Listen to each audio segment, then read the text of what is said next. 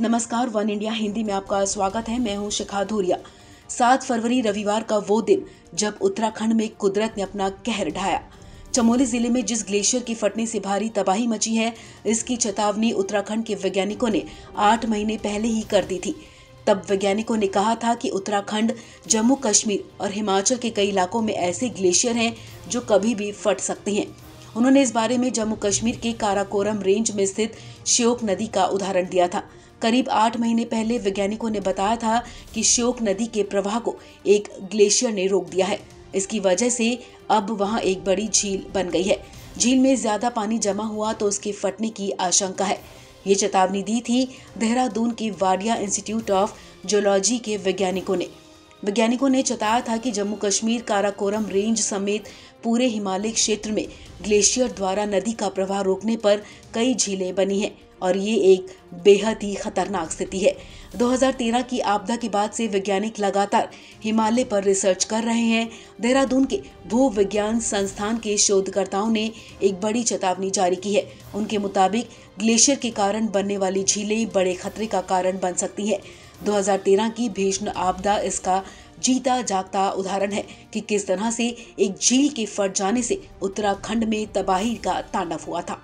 वैज्ञानिकों ने श्योक नदी समेत हिमालयी नदियों पर जो रिसर्च की है, international journal global and planetary change में प्रकाशित हुआ है।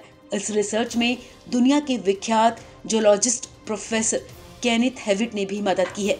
वाडिया इंस्टीट्यूट ऑफ जियोलॉजी के वैज्ञानिक doctor Rakesh Bhambri, doctor Amit Kumar, doctor Akshay Verma और डॉक्टर समीर तिवारी ने 2019 में हिमालय क्षेत्र में नदियों का प्रवाह रोकने संबंधी research, glacier, ice dam, outburst, flood and movement heterogeneity of glacier किया है।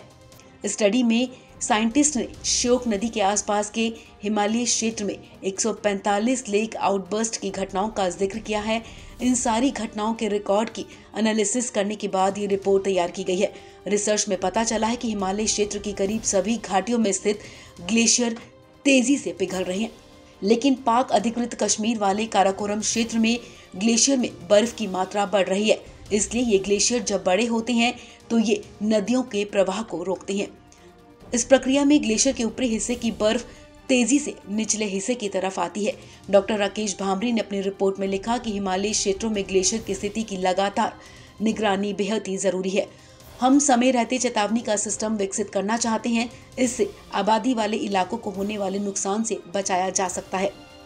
श्योक नदी के ऊपरी हिस्से में मौजूद कुमदन समूह के ग्लेशियरों ने कई बार नदी का रास्ता रोका है। उस दौरान झील के टूटने की कई घटनाएं भी हुई हैं।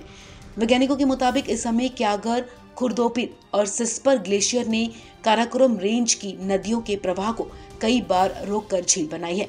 इन झीलों के अचानक फटने से पीओके समेत भारत के कश्मीर वाले हिस्से में जान माल को काफी नुकसान हुआ है। आमतौर पर बर्फ से बनने वाले बांध 1 साल तक ही मजबूत रहते हैं। हाल ही में सिस्पर ग्लेशियर से बनी झील ने पिछले साल 22-23 जून और इस साल 29 मई को ऐसे ही बर्फ के बांध बनाए हैं। ये कभी भी टूट सकते हैं। इसे रोकने के लिए वैज्ञानिकों के पास भी कोई रास्ता नहीं है। इस खबर में फिलहाल इतना ही। तमाम अपडेट्स के लिए आप बने रहिए वन इंडिया हिंदी के साथ।